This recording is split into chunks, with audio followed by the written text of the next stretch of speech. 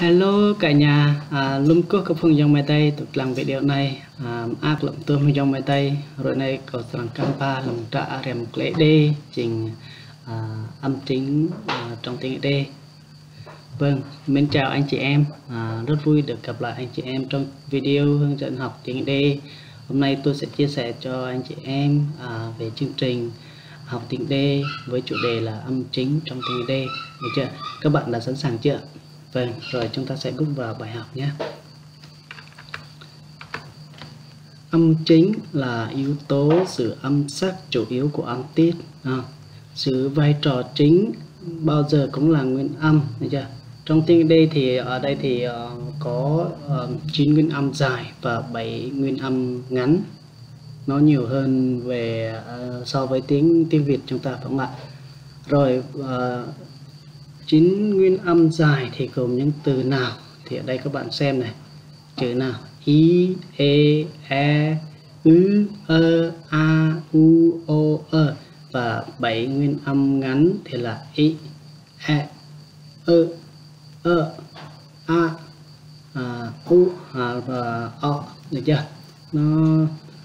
Chúng ta hôm nay thì tôi sẽ chia sẻ cho anh chị em về 9 nguyên âm dài này và 7 nguyên âm ngắn, và lấy một số ví dụ để anh em có thể nhớ được lâu hơn. Được chưa? Chúng ta sẽ bước vào bài học nhé. Nguyên âm dài đầu tiên thì chúng ta sẽ đi vào nguyên âm dài với cái từ y. Thì ví dụ là đi, được chưa? Từ đi này nó nghĩa là gì? Nó nghĩa là nằm. Ví dụ đây, ama câu được đi. Ở đây thì tôi có ghi thiếu chữ đi, tôi sẽ sửa lại nhé. Đây là đi, được chưa? Mà có được đi thì hát. Chúng ta sẽ rồi đây nhé.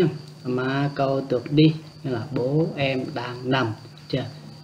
Có một cái chữ y này, ví dụ tôi sẽ lấy cái từ ki có nghĩa là quét, đúng không? Quét.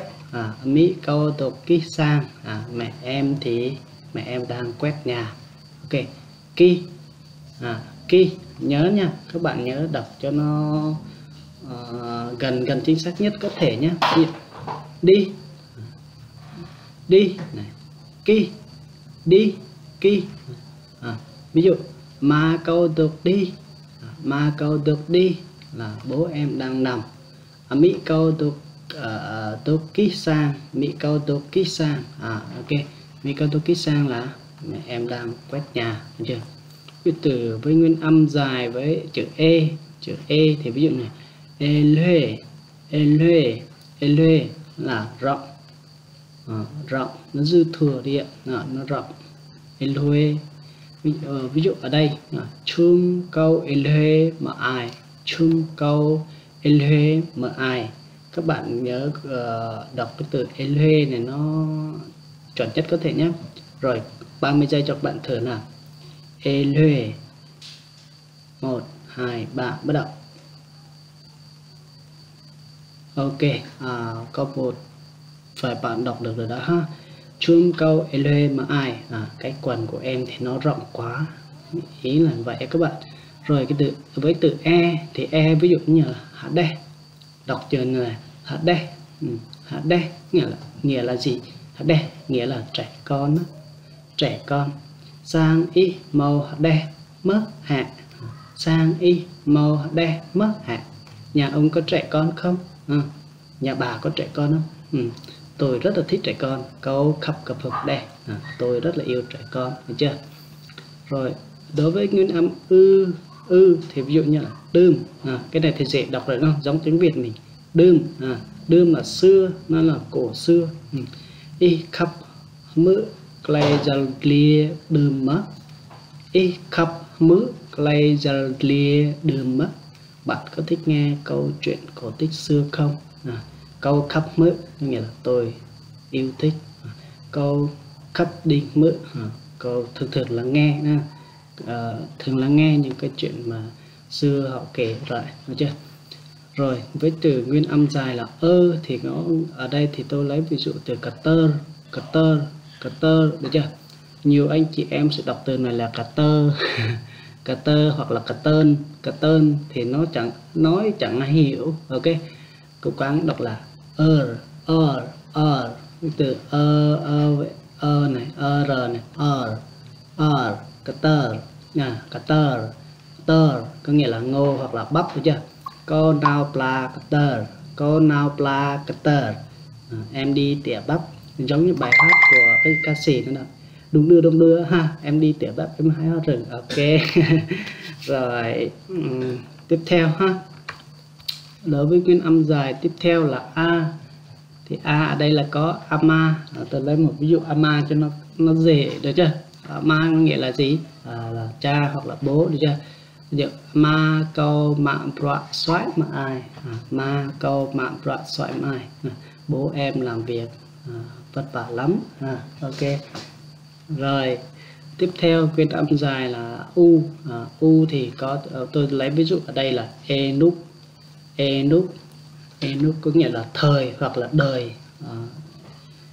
Rồi ok, ví dụ ở đây là enuk câu màu lúa lẹt lan, enuk câu màu lúa lẹt lan, thời của tôi thì gặp rất là nhiều khó khăn. Hoặc là ok, enuk câu màu lúa lẹt lan. Rồi chúng ta đi tiếp với từ nguyên âm dài là ô. Mờ môn, đây là đọc dễ này, mờ môn, được chưa? Mờ môn nghĩa là giờ hoặc là cái đồng hồ. Tum mờ môn lem rầu, mấy giờ rồi ạ? Được chưa? Mình hỏi giờ của ai đó nhé. Tum môn lem rầu, mấy giờ rồi ạ? Rồi bạn kia sẽ trả lời là em môn làm lẽ, em môn làm lẽ 5 giờ chiều rồi ạ. Ok. Rồi ở đây mình thiếu 5 giờ nhé. Rồi các bạn tự hiểu là được. Ok. Không tương cần sửa nữa. Rồi cái tiếp theo chúng ta đi từ nguyên âm dài là o nữa. Tôi sẽ lấy từ đây, các bạn đừng đọc thế nào nha. Nhiều người sẽ đọc là cơ o có là nó chưa có đúng lắm các bạn nhé. Bạn cố gắng phát âm làm sao nhỉ? Co nghĩa là mình chặt, mình chém cái gì đó. Co là chặt hoặc là chém, được chưa?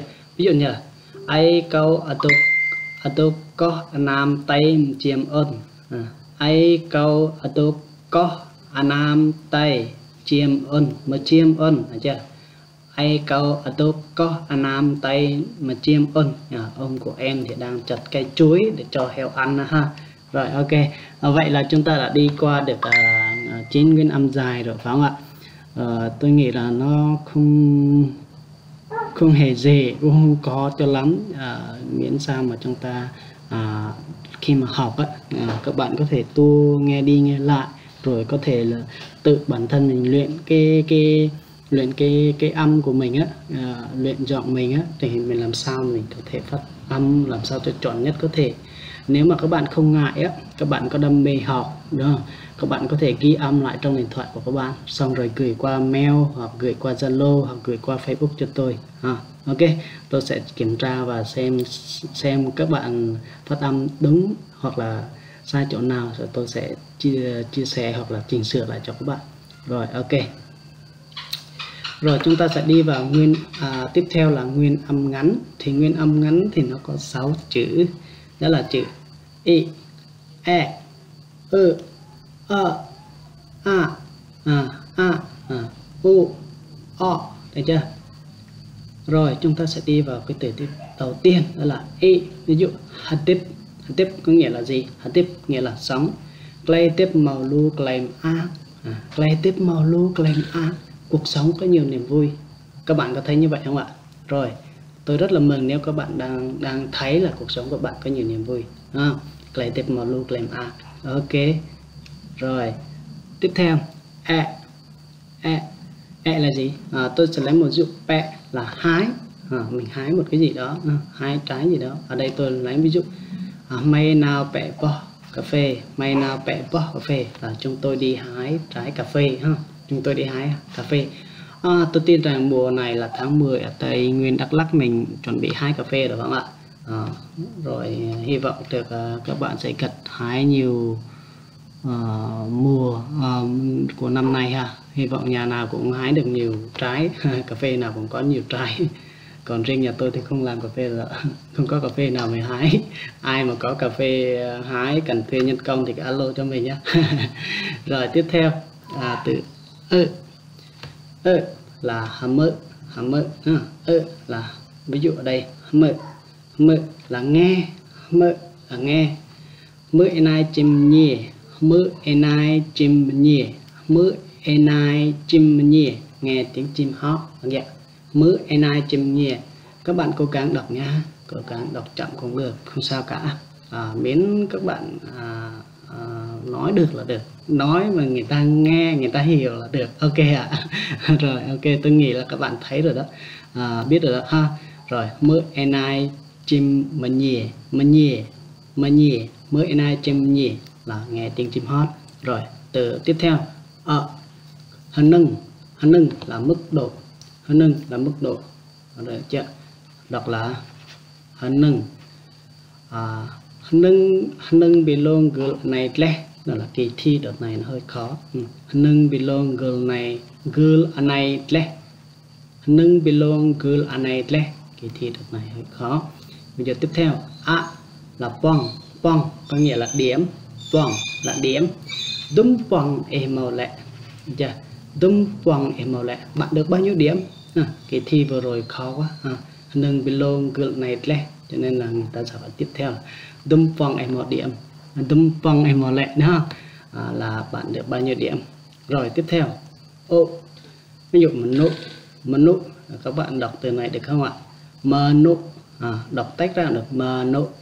Con gà. Câu rong màu xài tú trèm nụ, câu rong màu xài tú trèm nụ. Em nuôi có 100 con gà, chưa? Em nuôi có 100 con gà. Rồi ok, rất vui. Tôi đây tôi lấy ví dụ thôi, chứ thực ra thì tôi không có nuôi con gà nào cả. Rồi hy vọng là nhà các bạn có nuôi con gà. Rồi nếu có thì cho tôi con nhá. Rồi cảm ơn. Từ tiếp theo em mong, đọc là em mong, nghĩa là béo hoặc là mập.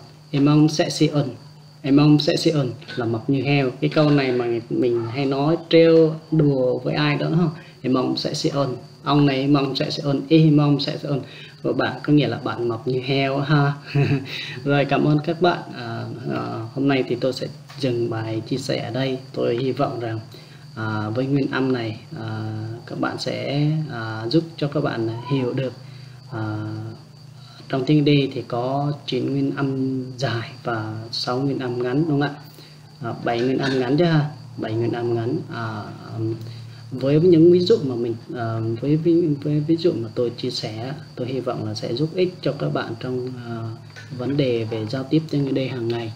Nếu có các bạn nào mà có câu khó hoặc là muốn tìm hiểu dịch ra cái từ đó như thế nào thì cứ bình luận cho tôi. Hoặc ngoài ra các bạn có thể kết bạn Zalo với tôi qua số điện thoại là 039 771 9312, rồi hỏi những từ mà các bạn cảm thấy thắc mắc, tôi sẽ chia sẻ, tôi sẽ trao đổi với các bạn nếu mà tôi có thể giúp được, đúng không ạ?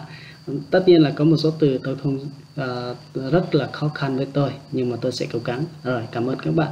Các bạn thấy video này hay thì cứ like, chia sẻ cho các bạn khác cùng biết với nhé. Rồi cảm ơn các bạn.